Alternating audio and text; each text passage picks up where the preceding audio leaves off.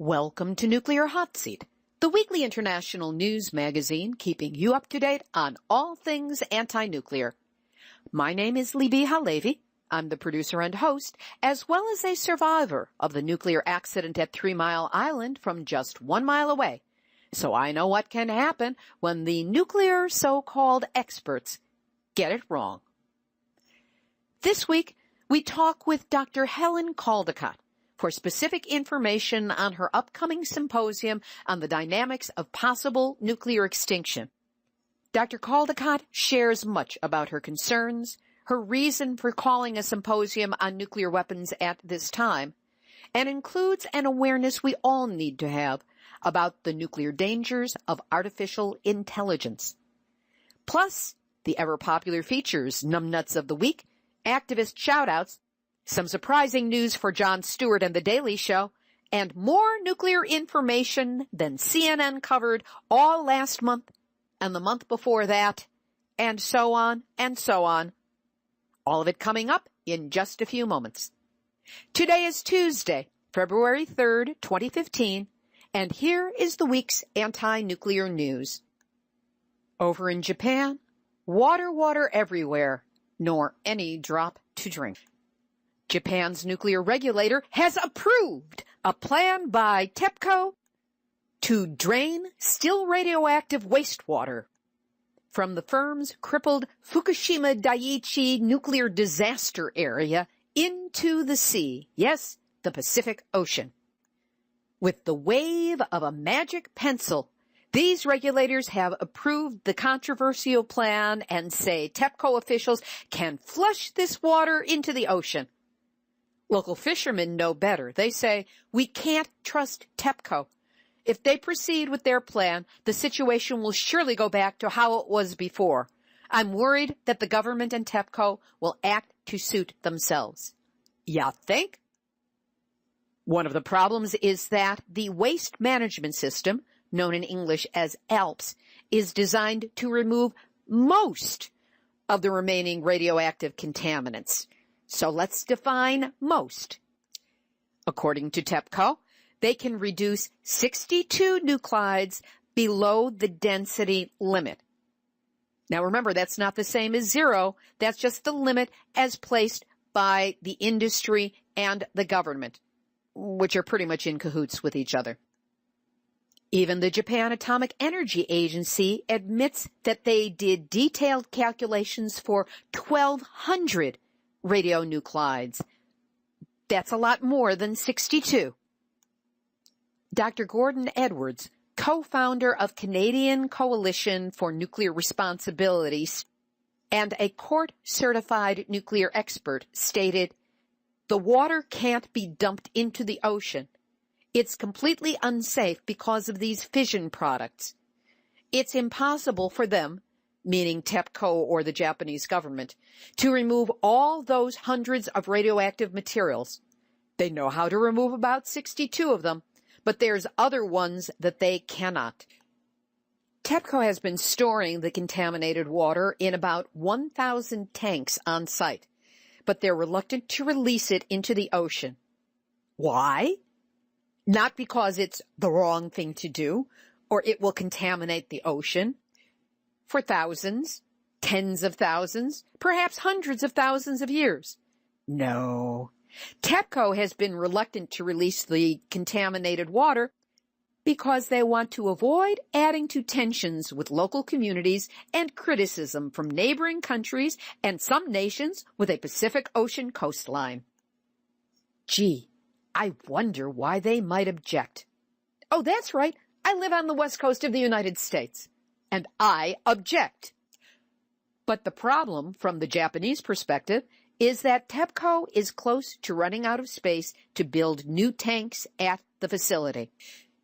They'll admit that there is tritium in the water.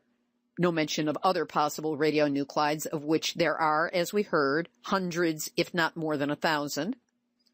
And the PR propaganda spin is that tritium is considered one of the least harmful radioactive materials at nuclear plants.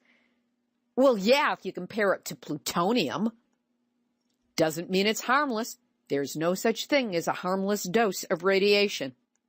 And of course, there is no detailed study about tritium's long-time effect on animal genes. And by the way, human beings are animals. So this is personal. TEPCO also admits that it's 2 months behind on their schedule for cleaning the tainted water. And more keeps appearing every day, as between 300,000 and 400,000 gallons of water go through the basement of the building, have contact with God only knows what, and comes out the other side tainted, their word, with radionuclides.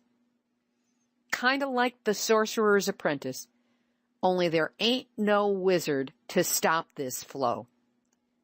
And then there's this curious item from Japan Times that TEPCO says it probably will not meet its target of completing by the end of March the first section of the frozen soil shields, in other words, the ice wall, to curb the buildup of radioactive water at the Fukushima nuclear disaster site. Guys, I thought the ice wall was determined as being totally ineffective and abandoned sometime late in 2014. Is there an ice wall, or is there not an ice wall? Or is the attempt at an ice wall still being attempted? If anybody listening can clarify this for me, I would really appreciate it. Japanese officials now admit that the nuclear fuel continued melting long after seawater was injected into the Fukushima reactors. And at this point, only some of Fukushima's melted fuel is now solid. Nuclear disaster, the gift that keeps on giving. Meanwhile, 43 million tons of radioactive waste is contained in 43 million fabric sacks weighing 1 ton each. This is all left over from the so-called decontamination process. The Japanese government intends to incinerate all this waste in incinerators to be constructed in each municipality of Fukushima. Yeah, that's right. Let's try burning this stuff up, releasing radionuclides into the air with the smoke, leaving it in the ash to be dumped into Tokyo Bay. The fabric sacks that all of this waste is stored in are designed to last up to 5 years outdoors. Well, we're coming up on the 4th anniversary of Fukushima this March, so some of these sacks are bound to fail in a year's time. That raises the question, how long will it take to incinerate? Bad idea to begin with, but it looks like they're going to do it anyway. How long will it take to incinerate 43 million tons of radioactive waste at 7 tons a day per incinerator? Well, activist Daun Renard of Rainbow Warriors crunched the numbers for us. 43 million tons divided by 59 incinerators, divided by 7 tons per day, divided by 365 days in a year, not counting leap year, equals 285 years to incinerate the 43 million tons of radioactive waste accumulated to date. All of which goes to creating context for this week's Nuclear Hot Seat, Nuclear Hot Seat, Nuclear Hot Seat, Nuts of the Week. Ah, pity the poor ambassadors. Because when it comes to keeping up appearances on behalf of their countries, they have no choice, even when it comes to possibly ingesting radionuclides. In Japan last week, ambassadors of 4 Commonwealth nations, New Zealand, Australia, Canada, and Britain, attended a government event in Tokyo to support food from the disaster-stricken Fukushima prefecture. They were served and chowed down on rice balls and other tasty morsels based on foods that were grown in that radiologically contaminated prefecture. The January 27 event was organized by the Farm Ministry in an effort to promote exports of Fukushima goods, which have remained stagnant since the nuclear accident triggered by the 2011 earthquake and tsunami, which are the only causes mentioned in the article. They very clearly avoid mention of all things radiological. The envoys were served onigiri rice balls made from grain harvested in the prefecture, beef from cows raised nearby, and washed everything down with Fukushima-produced Ginjo premium sake. Nothing like a little alcohol to help you forget what it is you're actually eating. Now, New Zealand, Australia, and Canada had lifted import restrictions on products from Fukushima Prefecture by January of 2014. And Britain allows imports as long as a government-issued radioactive material inspection certificate is submitted. There's nothing here about which government does the inspecting and what the standards are for inspection, but it's probably the 100 becquerels of cesium per kilogram, which is legal in Japan but used to be considered radioactive waste. However, agricultural products produced in Fukushima Prefecture are still widely shunned in overseas markets. 12 nations and regions, including Fukushima Prefecture's former key export destinations of Hong Kong, Taiwan, and China, still fully or partially ban imports of foods from the prefecture. Of course, here in the United States, we not only don't ban it, we accept food that is 12 times more contaminated than the food that is allowed in Japan. Their limit is 100 becquerels of cesium per kilogram of food. Here in the U.S., it's 1,200. And U.S. manufacturers don't have to list where their food stuff comes from. So it could be mixed in with any manufactured products, and probably is already. As for those 4 extremely loyal to their country ambassadors, after their good Fukushima-based snacks, let's hope that they signed up for an epidemiological study. 3 to 5 years for thyroid cancer or leukemia to show up, 12 to 15 years for hard tumors, and it goes on after that.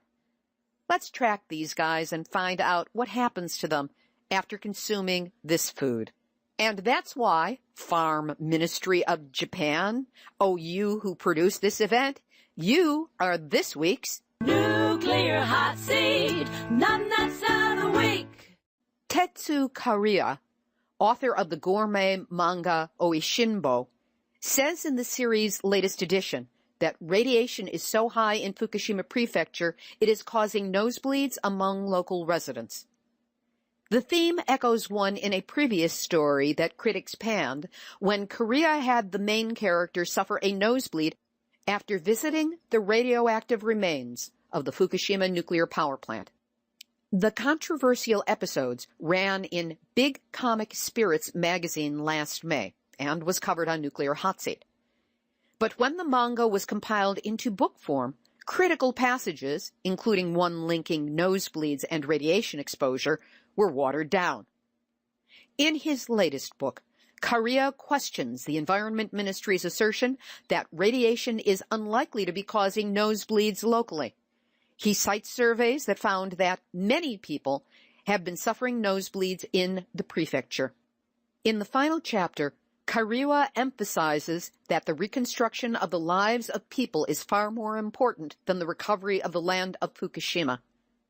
He says, "It is only you who can protect yourselves.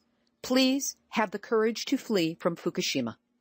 In Ushiku City in Ibaraki Prefecture, 261 kilometers or 162 miles away from Fukushima, 48 of 89 children who had their thyroids tested were given a diagnosis of A2 or B.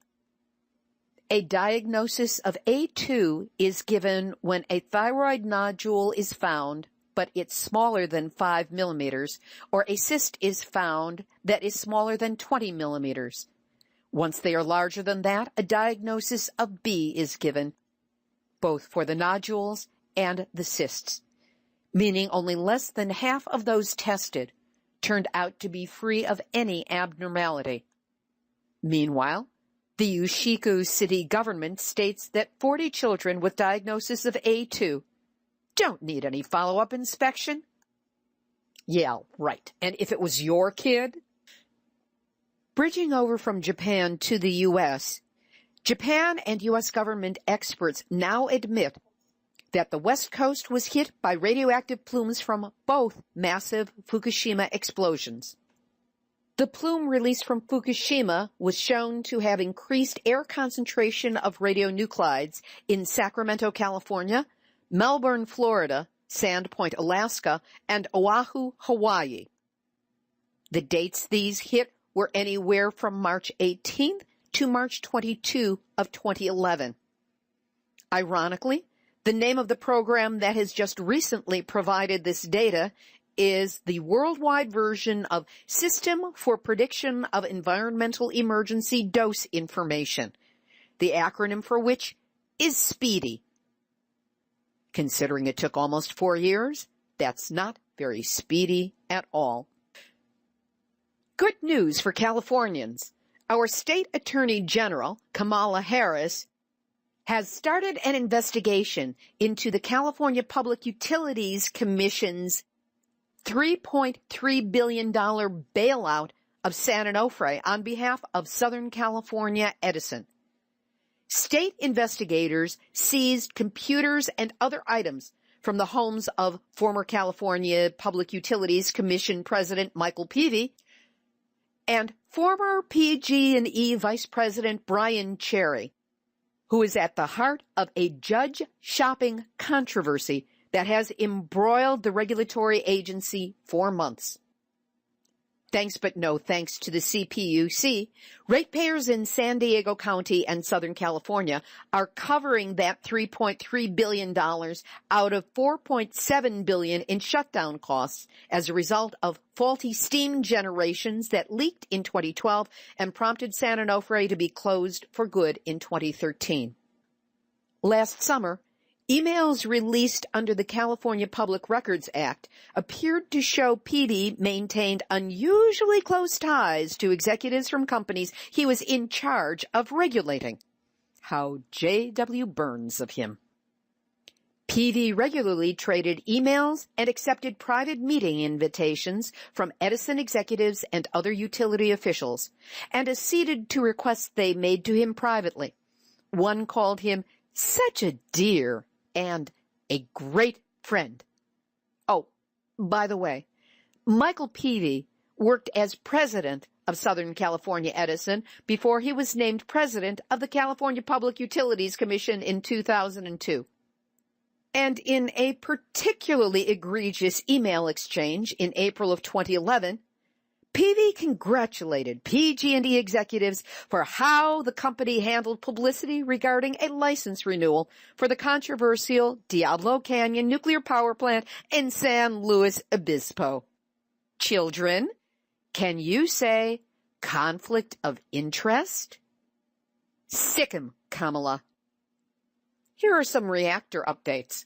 The Pilgrim Nuclear Power Station in Plymouth, Massachusetts, shut down during the winter storm on Tuesday, January 27, when the electrical connections it uses to transmit electricity to the grid were interrupted. Well, cool off, Pilgrim. Prior to the week's massive storm, several area watchdog groups called on federal regulators to shut down the Pilgrim Nuclear Power Station during the event. Diane Turco, co-founder of the nuclear watchdog group Cape Downwinders, said she was relieved that circumstances forced the shutdown. Referring to shortcomings at the facility cited by the NRC inspectors in a report released on Monday, January 26, Turco called emergencies at the plant predictable. She said, instead of telling them to try again, the NRC should be saying, you're not meeting standards, and we're shutting you down. If there had been an emergency at the plant this week, there could have been no evacuation. The situation would have been the perfect storm. Well, good luck, Pilgrim. Yes, good luck to us all. Construction of the 2-reactor Vogtle plant in Georgia has been set back 18 months at a cost of over $700 million. The Georgia site has seen delays on the construction of the reactors that have left it embroiled in lawsuits with the 2 primary contractors. Given that competing sources of electricity, including natural gas and renewables, can be deployed far more rapidly and with well-established costs, it appears that the U.S. nuclear industry is likely to suffer an extended decline. This, according to the Associated Press. And our movement's eminence grise, Carl Grossman, wrote a compelling article on the dangers of once-through cooling from Millstone Nuclear Power Plant in Connecticut. He cited the massive amounts of water sucked in from the Long Island Sound by the Millstone plants. 2 billion gallons of water moving in and then being discharged daily. That's 3 times the volume of the water going over Niagara Falls every day. And it comes out 20 degrees warmer than when it was taken in. Many species of marine life have been declining in abundance in the Sound over the past 2 decades. And the situation at Millstone is not unique. In Vermont, the Vermont Yankee nuclear power plant has just been closed because of the issue of warm water discharged into the Connecticut River, damaging marine life. It's called thermal pollution. Thermal pollution and its impact on the Hudson River is a key issue in the ongoing battle regarding Entergy's 2 Indian Point nuclear power facilities just north of New York City. Internationally, in a truly Pyrrhic victory, the government of Fiji has announced the commencement of a process to disperse a one-off payment to veterans of the Christmas Islands nuclear tests known as Operation Grapple. The payment would be for medical assistance in recognition of the various ailments the veterans had suffered over the years since the tests took place between 1956 and 1958. Payments would be to the surviving veterans, followed by direct dependents. And how much would this munificent payment be? In United States dollars, $4,788 each. Wow! Could you spare it? Then again, the British government, which exploded the bombs, has refused to pay any compensation. And veterans are known to have suffered ailments, including leukemia and other blood disorders. And we're going to be putting 3 links to longer articles up on the website. The first is from Greenpeace, and it's on an American Chernobyl, nuclear near misses at U.S. reactors since 1986. Some light bedtime reading. An article entitled, Dumping Radioactive Food from Japan on the World, Why the Trans-Pacific Partnership is a Pending Disaster. And an Australian article on the nuclear wars waged against First Nations people will also be linked on the website, nuclearhotseat.com, under this episode, number 189. We'll have our featured interview in just a moment, but first, good news. My ebook, Yes, I Glow in the Dark, 1 Mile from 3 Mile Island to Fukushima and Beyond, is in the process of being turned into a book. That's right, one of those physical things you hold in your hand that's made out of paper and smells good and has heft and weight and belongs on the shelf in a library. If you wish to purchase a copy of the ebook, that would certainly be welcome, and hopefully in the next few weeks, you'll be hearing how you can purchase a copy of the physical book. This is a real milestone for me, and I'm very excited to be getting it out into your hands. Details soon to follow. This week, I had both the honor and the pleasure of again interviewing Dr. Helen Caldicott. She is a pediatrician who has become one of the, if not the, leading anti-nuclear activist and author in the world. For more than 5 decades, she has led the fight against all aspects of the nuclear issue. She is the co-founder of Physicians for Social Responsibility, a nominee for the Nobel Peace Prize, and the 2003 winner of the Lannan Prize for Cultural Freedom. Her books include The New Nuclear Danger, War in Heaven, Nuclear Power is Not the Answer, and Loving This Planet.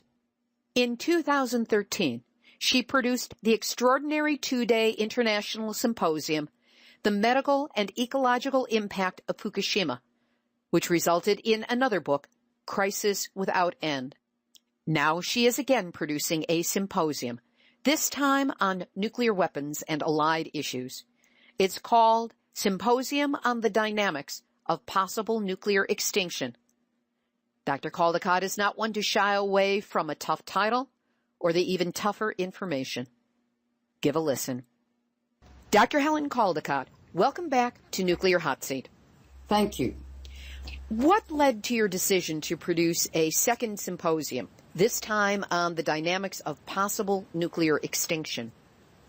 The reason is that I read an article in the Atlantic Monthly some months ago quoting Stephen Hawking, the eminent physicist, and Max Tegmark, also a physicist, talking about their fears and concerns that within 10 or 20 years, computers will have taken over almost all functions that human beings actually now perform, but also they'll probably become autonomous. They'll be able to reproduce themselves, but more than that, they're worried that the computers themselves could start a nuclear war. So that was my initial stimulus. That's a pretty stunning set of thoughts. For those of us who lived through the Cold War and through the tensions of the nuclear age, it is astonishing to realize that Russia and the U.S. are again approaching loggerheads with each other and that the battleground could be nuclear. You're saying that even separate from the human factor in this, it could be the machines themselves that decide to trigger a nuclear war. That's correct, Libby, but that question is against the background of everything else that is now happening. The Ukrainian situation is very tense, very volatile. The Americans set up that coup in the Ukraine against Yanukovych, who was the former president, and they funded this change of government and the coup to the tune of $5 billion. They're now arming the Ukrainians, many of whom are former Nazis. The people in the east of the Ukraine are Russians. They don't want to change anything, and they're called separatists, but they're not. They're residents of the Ukraine trying to maintain their normal lifestyle, and they're being bombed and blasted with missiles and stuff. Now, because it now pits Russia and America against each other militarily, Putin has raised his nuclear missiles to a higher state than normal of alert, and presumably if he has, America has too. So the Cold War never ended, Libby, although we thought it had. The Russian and American bombs were never disarmed and taken away. 93% of the 16,000 or so nuclear weapons today in the world are owned by Russia and America. It's only Russia and America that can destroy life on the planet. And we're entering a very, very dangerous stage where the New York Times and the Washington Post and NPR are not talking about this. They're blaming Putin. It's not Putin that set the thing up. It's the neocons in the State Department, Victoria Nuland, and others. I have no idea why they're doing this, but it's so dangerous. And on top of that, Obama's just said that he would allow $1 trillion to be spent in the next 30 years, replacing every single nuclear warhead, missile, ship, plane, and the like. We've got a very hawkish Senate, and the Armed Services Committee now is run by Senator John McCain, who's never seen a war he didn't like or wanted to get into. Look, we're in a very, very, very dangerous position, and the public is almost totally ignorant, which is why I set up the symposium. Put this into perspective. What would be the medical and environmental consequences of either a small, limited, or a large-scale nuclear war? Okay, well, studies have been done by a wonderful meteorologist called Alan Robock at Rutgers, and he will be speaking. If there's a small nuclear war between India and Pakistan using only 100 nuclear weapons the size of Hiroshima, which was tiny compared to present-day arsenals, there would be such a huge cloud of black radioactive smoke from all the burning cities and the oil refineries and the rubber and the whole thing injected into the stratosphere, so it would cool the temperatures of the Earth down considerably so that crops would fail for many years and over 1 billion people would starve. Now, that's called nuclear autumn, and that's only 100 weapons. Now, America and Russia have over 1,000 hydrogen bombs targeted on each other on hair trigger alert, ready to go with a press of the button by Putin or Obama. Obama always is accompanied by an officer carrying a suitcase called the football, which contains the codes to start and initiate a nuclear war. Same with Putin. When Obama met with the Pope recently, the football was under the table to destroy God's creation, if you please.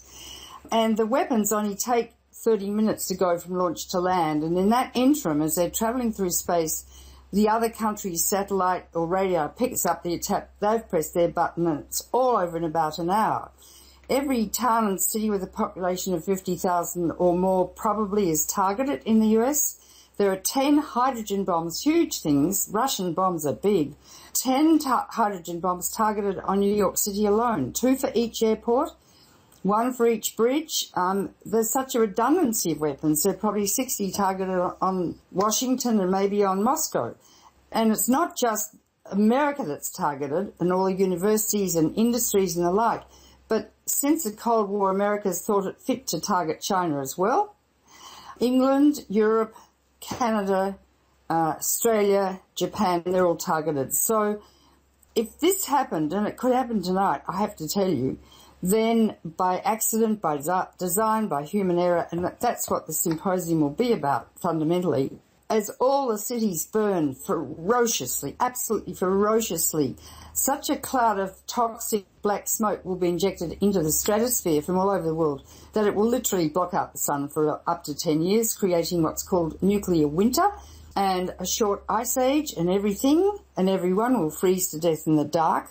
The ultraviolet light will be so intense that if you stayed outside for 5 minutes, if indeed you survive, which you wouldn't, you'll be blinded because the ozone will be totally destroyed.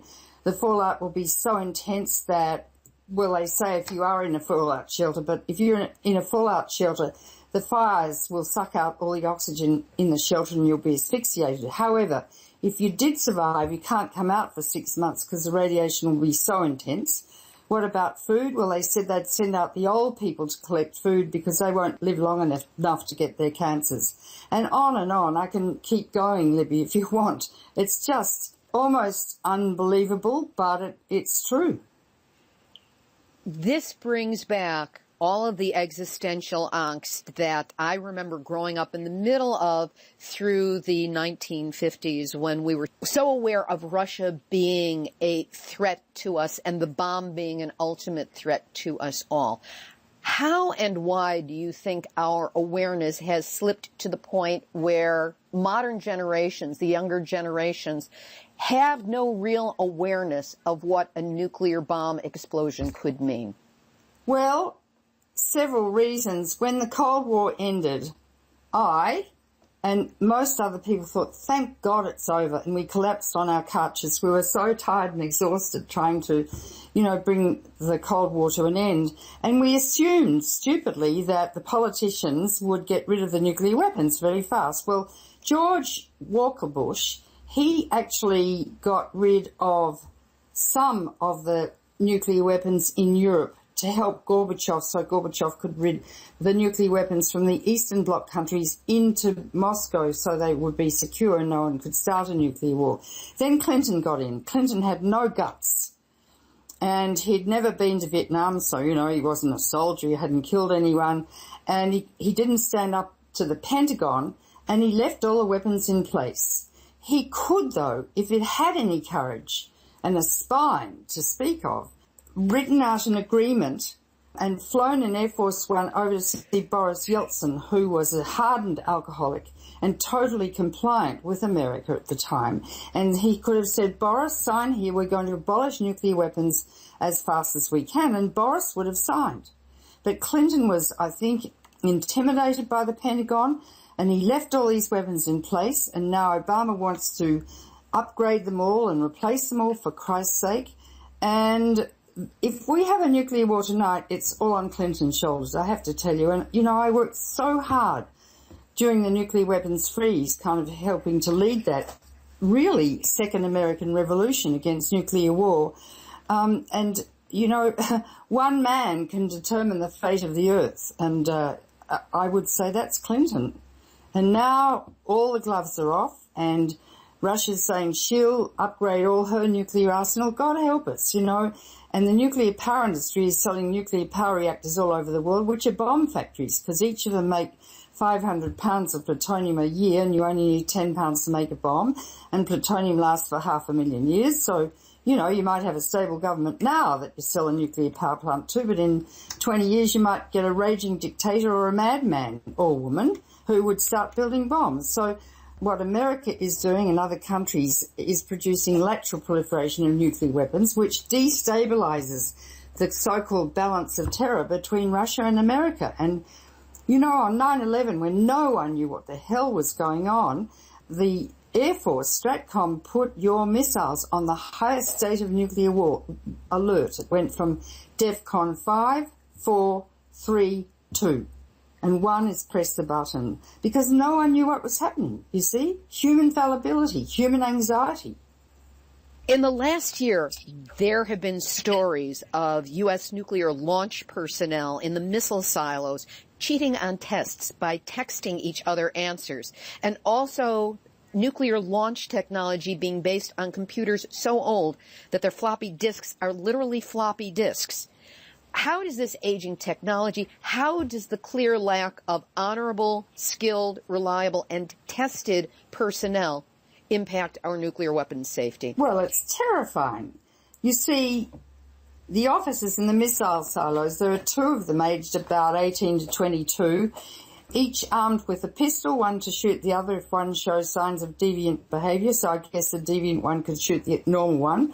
In fact, they've worked out a method whereby one man can turn both locks even though they're 12 feet apart by tying a string on a key and turning both locks. Often the telephones don't work. You're right, they use floppy disks.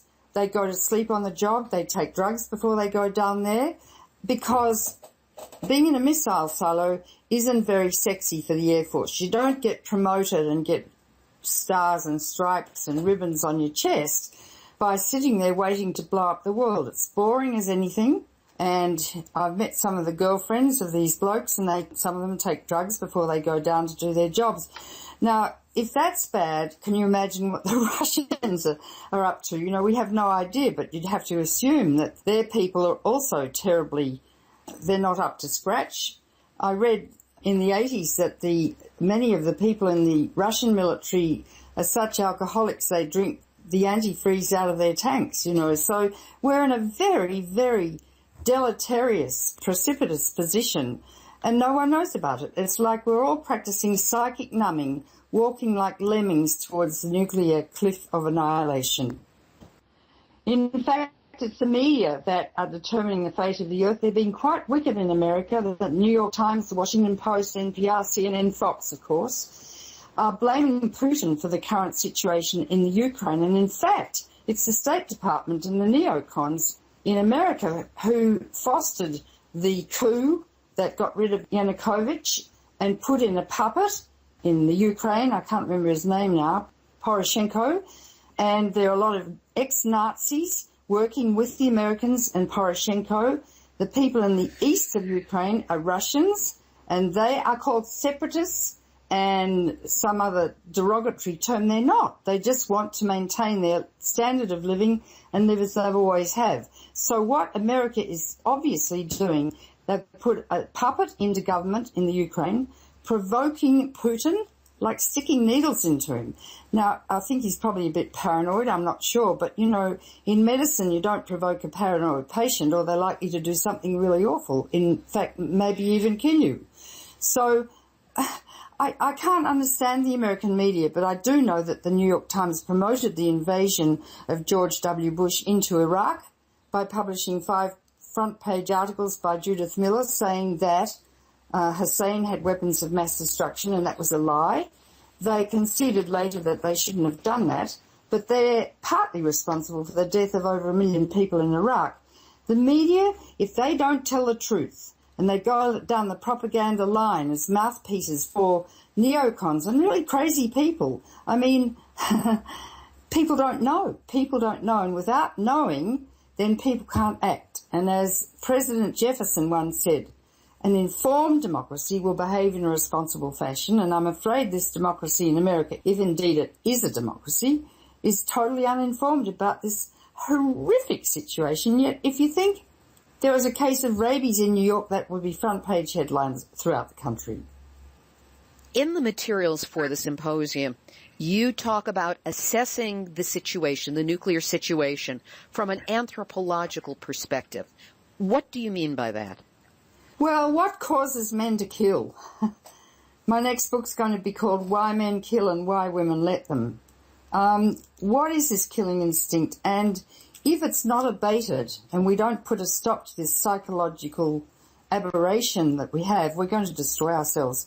I once asked Carl Sagan, who was quite a close friend of mine, if he thought there was any other life in the universe, and he paused for quite a long time, and then he said, no. And I said, why? And he said, because if any species had reached our stage of development, they would have destroyed themselves. The guys that rise to the top are often sociopaths. They're brilliant, charming, strategic, with no moral conscience. And I would say that, you know, a lot of people in the Pentagon and certainly in Boeing and Lockheed Martin and Raytheon would be the same. And so we allow people who are deranged, and I really mean that, to determine our fate and the fate of our children. Meanwhile, we all sit back, you know, eating our Pringles while watching Fox television. And our children, the truth is, they really don't have a future. And I speak as a paediatrician now, having taken the Hippocratic Oath and concerned for all the children of the world, their future, and their children and generations hence. This leads directly into a word that is used repeatedly in the materials for the symposium, and that is pathology. That you talk about the pathology of the military-industrial complex, and pathology is defined as the science or study of the origin, nature, and course of diseases. And, of course, pathological refers to the compulsive, the obsessive, the hardened, the confirmed. To your mind, what makes nuclear pathological? Well, it's obvious, Libby, really. That's quite a silly question in a way, because it will destroy life on Earth. You know, men could fight and kill until we developed nuclear weapons. And it was Einstein who said the splitting of the atom changed everything. Everything, all reality, save man, and I stress man, man's mode of thinking. Thus we drift towards unparalleled catastrophe. That's it, in a nutshell. Men still think the same way, that they can go out and kill each other and kill civilians and children and women. I mean, it's just obscene. I spent my life trying to save lives as a doctor. How anyone can kill anyone else is absolutely beyond imagination for me. And unless we stop this mad instinct that is really upmost in many men's minds, I think, you know, the reptilian midbrain just operates as it always has, we're doomed, Libby. And unless the women rise up, and the women, we're really pathetic. We are. We stand back and let the men run the show. And it's time we took over. I mean, they've had their chance. And now we need to smack their bottoms and say, stand aside, we're taking over for our children's future. So you see an uprising of women as the best possible way to cure or at least derail this pathological obsession with and commitment to nuclear. Yeah, I think so, partly because 52% of the world's population are women.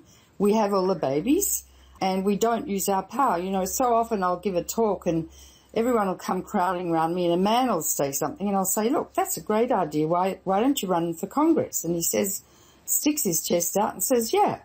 And a woman will come up with a similarly good idea, and I'll say the same thing to her, and she said, who, me?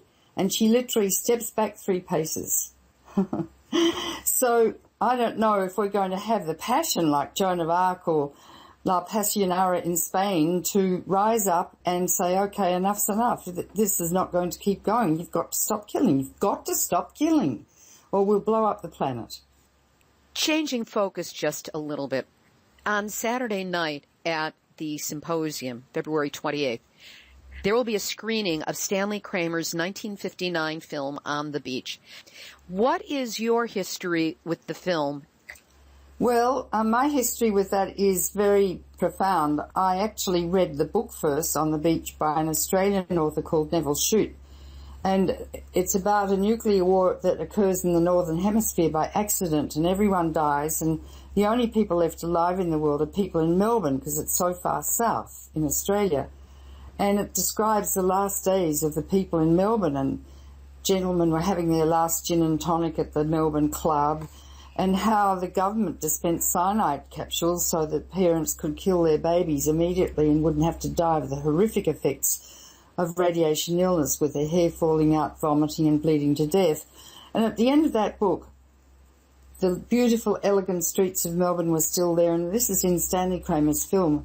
And St George was slaying the dragon outside of the wonderful Melbourne Public Library, and a blind was gently flapping, and that was the end of life on Earth. And that image branded my soul, and when Stanley Kramer made the film I saw a couple of years later, it was as profound then as when I read the book. And then I started first year medicine at the age of 17 and learnt about radiation and mutations and cancer. And I couldn't understand why Russia and America were blowing up bombs in the atmosphere, large numbers in the Northern Hemisphere, polluting millions of people with radioactive fallout, and how many cancers would be occurring and mutations and genetic diseases.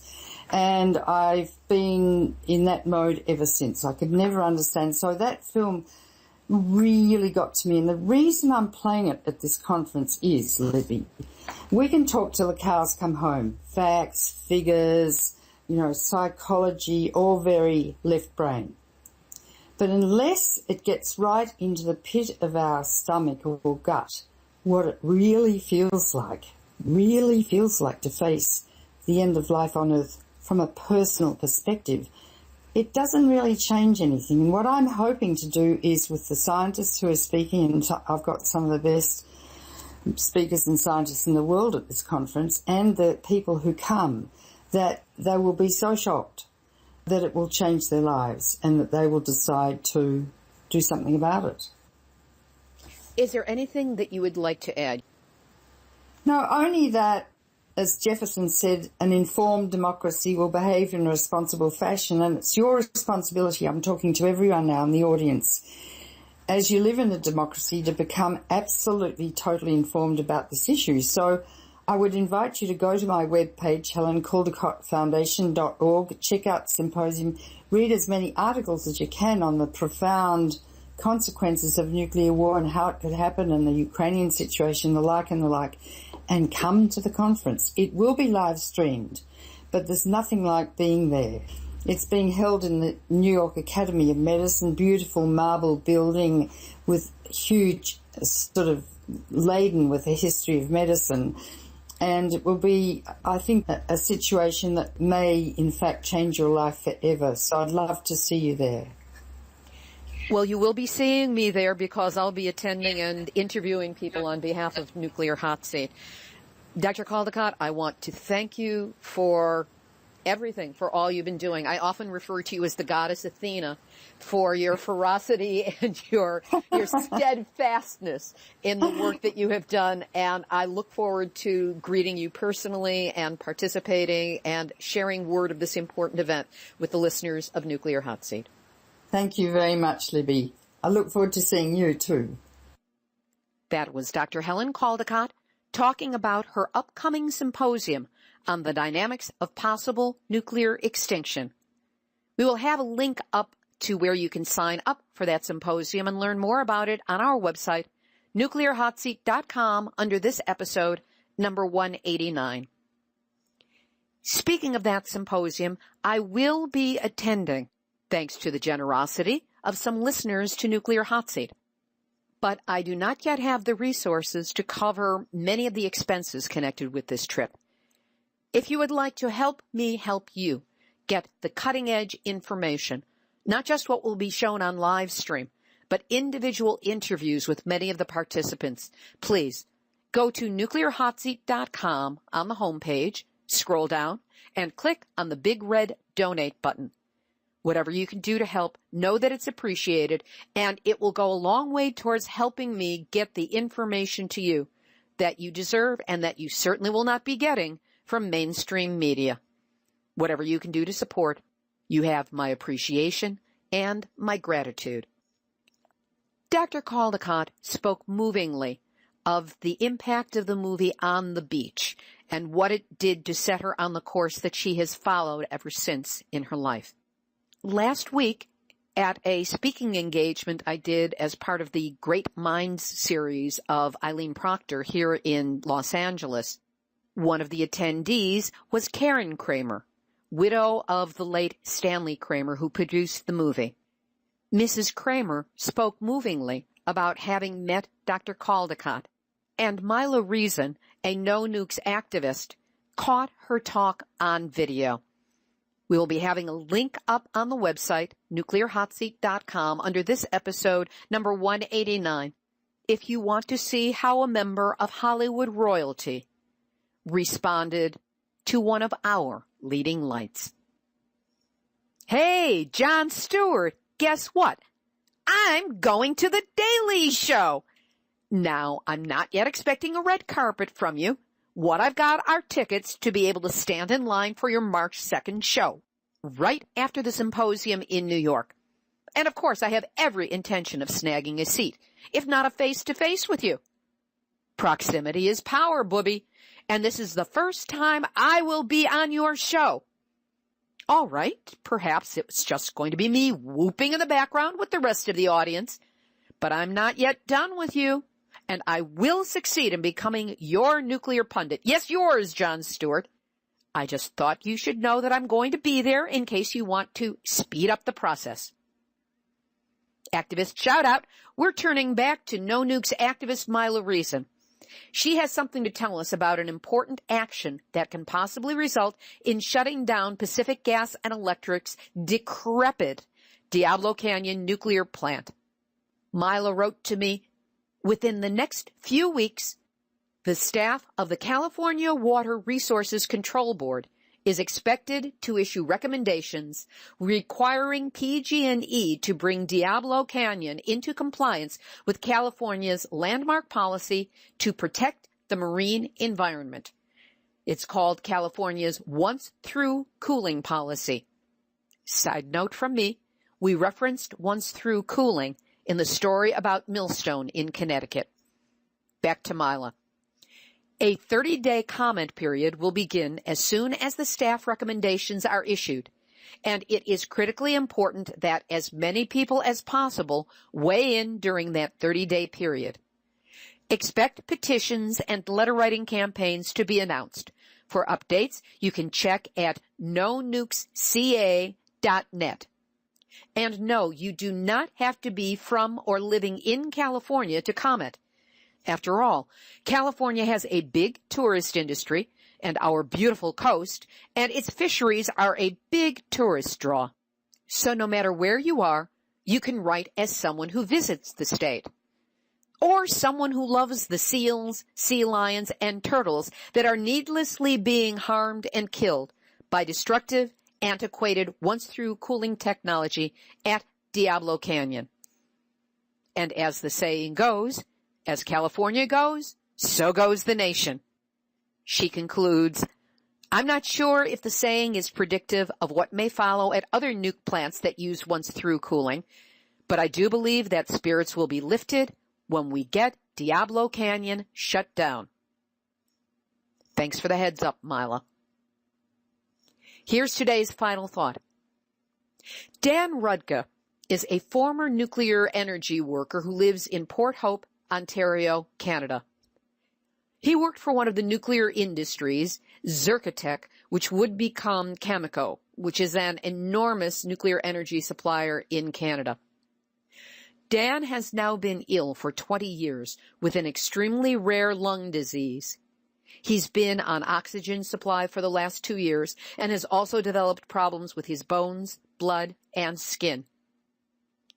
In response to my recent post on Facebook about the interview with Dr. Caldecott, he posted the following, quote, I remember when Helen Caldecott came to Port Hope. Myself, contaminated with uranium, ill. I recall her stating that we have to stand up for and help people like this, as she referred to me. That was some years ago now. The story is still the same, but I have become much worse, deathly so. And in all those years since, I have also become more isolated, with less assistance, alone. Used well by many people, groups, hearings, news reports. Now looking back, I was nothing more than a flash in the pan, like so many others before me. We have the nuclear industry on one side, the resistance to nuclear on the other side, and somewhere in between are the victims of nuclear, the people that the industry denies even exist. The same people that all these groups and individuals that are anti-nuclear are fighting to not become, the victims of exposure. Somehow, those that we expected to be with us, to help us, have gone a separate way, forgetting that we are the reason, the evidence to support this resistance to nuclear. We are all aware of the suffering in years gone by. That cannot be changed. But we must ask, what are we doing for today's victims? Somehow, we have misplaced the very people behind the reason that the nuclear industry must not continue. And this truth suits the nuclear industry just absolutely wonderfully. The last 20 years have shown no change in the industry attitude, and even less for nuclear exposure victims. A change in direction, I believe, would be disruptive to the nuclear industry and beneficial to all. Dan Rudkin is awaiting a matching donor for a double lung transplant. He has a GoFundMe campaign for anyone who wishes to donate. It is at gofundme.com/Dan Rudka, and his last name is spelled Rudka. We'll have a link up on our website. This has been Nuclear Hot Seat for Tuesday, February 3rd, 2015. Material for this week's program has been researched and compiled from ENEnews.com, NHK, TEPCO, WSJ.com, JapanTimes.com, DPA, NaturalNews.com, Mainichi.jp, Japan Atomic Energy Agency, UT San Diego, LegitGov.org, Greenpeace.org, BostonGlobe.com, CapeCodOnline.com, ArsTechnica.com, TheGuardian.com, FijiTimes.com, ShelterIslandReporter.TimesReview.com, MiningAwareness.WordPress.com, NationalUnityGovernment.com, Deun Renard of Rainbow Warriors for his crunching the numbers on Fukushima waste incineration, Myla Reason for her video of Mrs. Stanley Kramer, and the big-hearted Nuclear Hot Seat Facebook community, which you are all invited to join. Theme music written by me, sung by Marilee Weber. Looks like Weber, sounds like Weber. Nuclear Hot Seat is syndicated by UCY.TV and is also available on airprogressive.com. Our archive is available on iTunes. You can subscribe under podcasts, or just check us out on the website, nuclearhotseat.com. Our YouTube channel carries the show, courtesy the weekly support of Joni Ray. Nuclear Hot Seat is the activist voice on nuclear issues. So if you have a story lead, a hot tip, or a suggestion of someone to interview, send an email to info@nuclearhotseat.com. We are copyright 2015, Libby Halevi and Heartistry Communications. All rights reserved, but fair use allowed. Just give us proper attribution, and you've got it. This is Libby Halevi of Heartistry Communications, the heart of the art of communicating, reminding you that we have all had our nuclear wake-up call. Now don't go back to sleep, because we are all in the nuclear hot seat.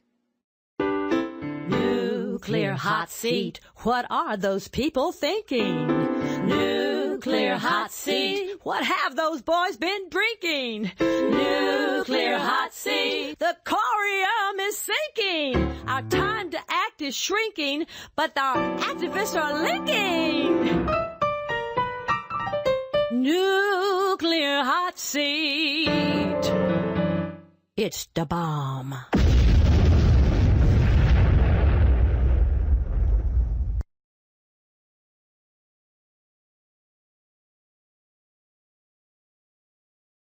that it's 2 months behind on their schedule for cleaning the tainted water.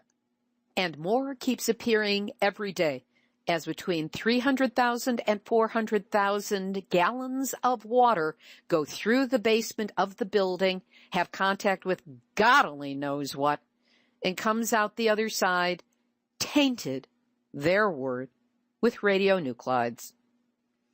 Kind of like the Sorcerer's Apprentice, only there ain't no wizard to stop this flow.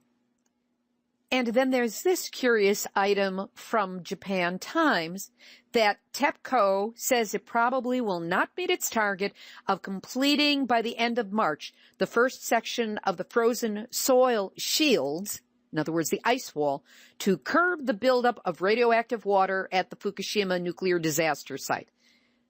Guys, I thought the ice wall was determined as being totally ineffective and abandoned sometime late in 2014. Is there an ice wall, or is there not an ice wall? Or is the attempt at an ice wall still being attempted? If anybody listening can clarify this for me, I would really appreciate it.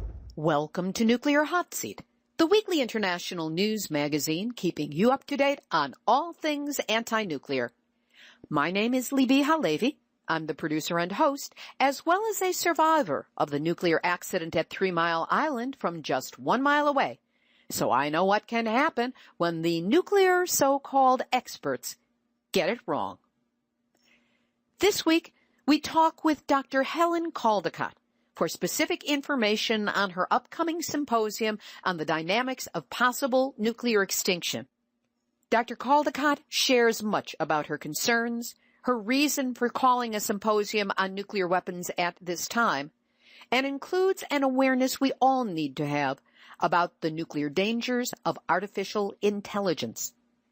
Plus, the ever-popular features, Numbnuts of the Week, activist shout-outs, some surprising news for Jon Stewart and The Daily Show, and more nuclear information than CNN covered all last month and the month before that, and so on and so on.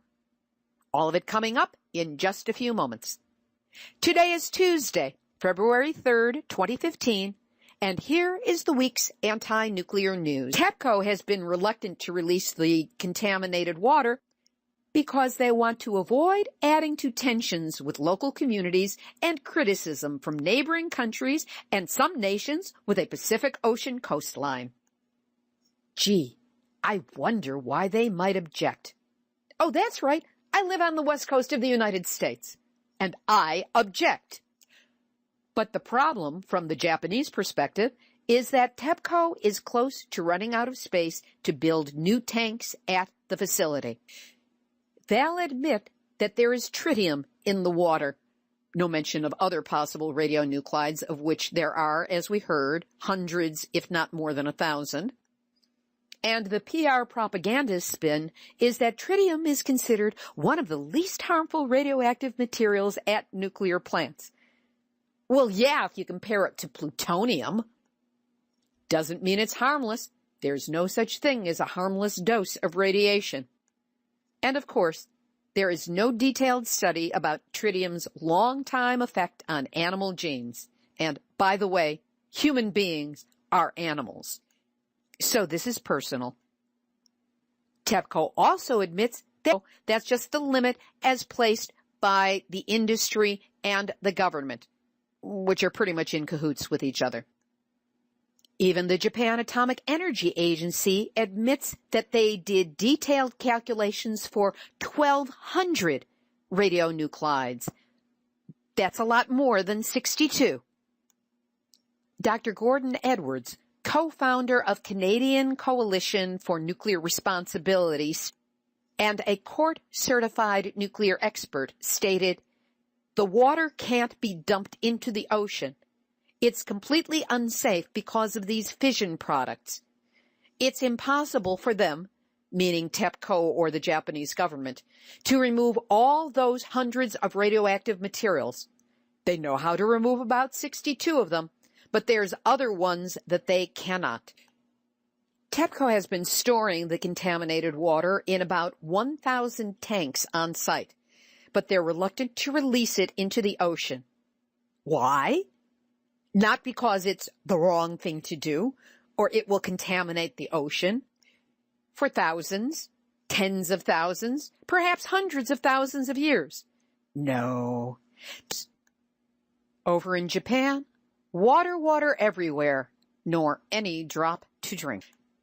Japan's nuclear regulator has approved a plan by TEPCO to drain still radioactive wastewater from the firm's crippled Fukushima Daiichi nuclear disaster area into the sea. Yes, the Pacific Ocean.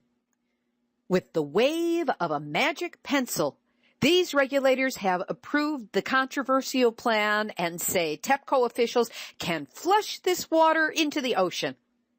Local fishermen know better. They say, we can't trust TEPCO.